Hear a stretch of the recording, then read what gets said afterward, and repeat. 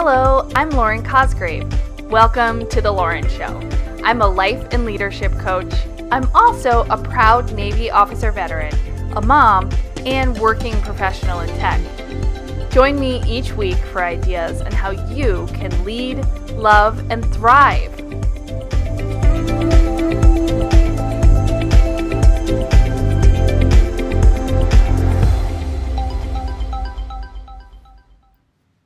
What do your mornings look like? Do you enjoy your mornings?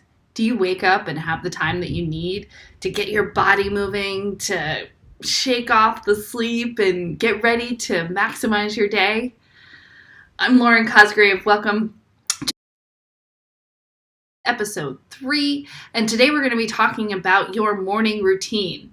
One of my favorite quotes from Brendon Burchard is, "Win the morning, win the day. Win the day, win the week. Win the week, win the month, and win your year." So what is it that you're trying to win this year? How can you bring that into just a simple thing like your morning routine? It really can be transformational and make such a big difference. And I have some tips for you on how to do that. If you are a working parent or have young children, I'm still able to fit in a morning routine, and you can too. Okay, so what is a morning routine anyway?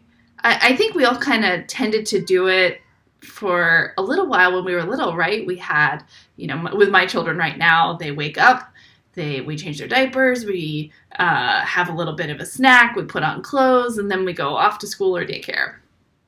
And they know that happens every single morning. And as adults, sometimes we have a little bit more time, but we just let the morning kind of take us, or we wake up just before we need to run out the door, and we don't give ourselves time to ground ourselves in our intention for the day, to set our focus and to find our energy after we've had our 7 to 8 hours of sleep, which in episode 2 we talked about sleep. So if you need a reminder and how to get a good night's sleep, go back to that episode.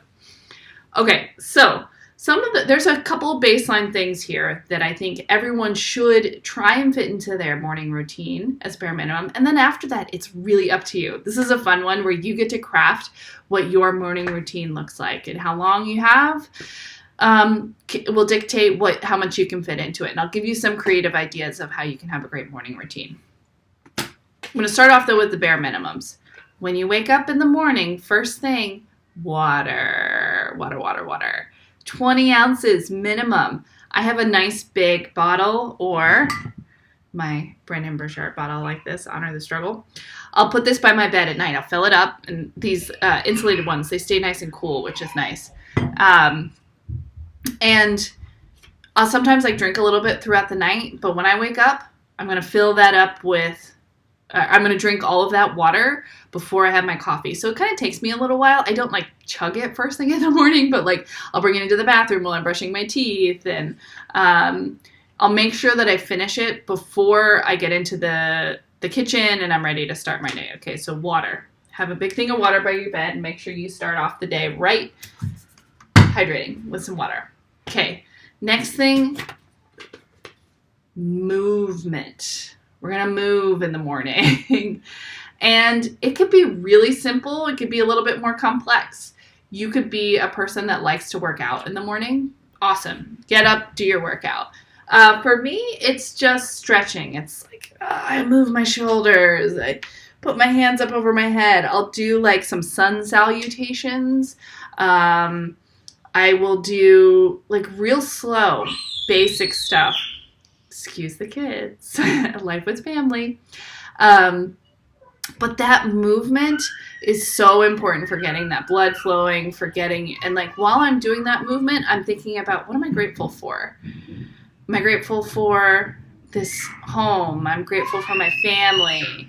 I'm grateful for the sun shining today. I'm grateful for hearing their giggles and screams outside, because that means they're having so much fun. Okay, so I want you to move, and I want you to do whatever feels great for you. Just moving. Okay. So the next thing, this is a question. So that's it. This is the bare minimum right here. Water and movement.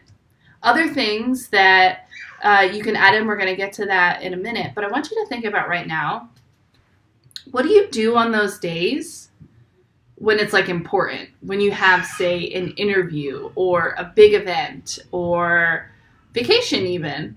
What do you do on those days that helps you start off right? And why don't you bring that into your everyday? Make those things that you do every single day so that you can set yourself right. Okay, so some of those things, like for me, I always showered on important days in the first thing in the morning. And shifting my shower to the morning has made a huge difference for me. It wakes me up, but it allows me time for my brain to process how I'm feeling, what I have going on, and set myself in the right mood to get myself prepared for the day. You will notice, I'm gonna say right here, I'm gonna point out, there's no phone in this routine. I recommend keeping this routine in your bedroom when your phone is not in your bedroom. Don't look at your phone yet. There's some really critical things about the morning with your phone. And I'll share some statistics here. If you start by reading your email within the first 60 minutes of your day, your productivity for the day is likely to go down by 30%. You're going to lose 30% of your productivity if you start your day by reading your email and living up to other people's expectations and priorities besides your own. Don't look at your phone. Don't scroll. Don't get lost in other people's perfect realities. This is your time. Protect it and covet it. Okay, now we're going to go through some other creative ideas of things that you can do in your morning routine. You could read. What is it that you really enjoy reading? You want to read the newspaper, something inspirational? Are you spiritual? Enjoy reading the Bible? Read. Spend like 20 minutes reading if you can. That's awesome. I like to read a little bit if I have just a few minutes while I'm lying in bed. It helps me wake up, actually. It helps stimulate my brain. And I like to read like inspiring personal development books because I'm a nerd about personal development. And I enjoy sharing what I learned with you guys. Journaling. I'm a huge fan of the High Performance Planner. And I like to try and journal in the morning. This usually doesn't get into my routine until after the shower, until after I've like put on all my makeup. It's because I'm a parent. If I wasn't a parent, I think I'd love like to grab a cup of coffee and journal and read before I ever showered or got ready for the day. But because I'm a parent, I've got to prepare myself and get my physical self in a right state of mind before I'm going to go be taking care of my children. So, but this is just an idea for you. Something you could do. You could journal. Ladies, do you like putting on makeup? Make it a part of your morning routine.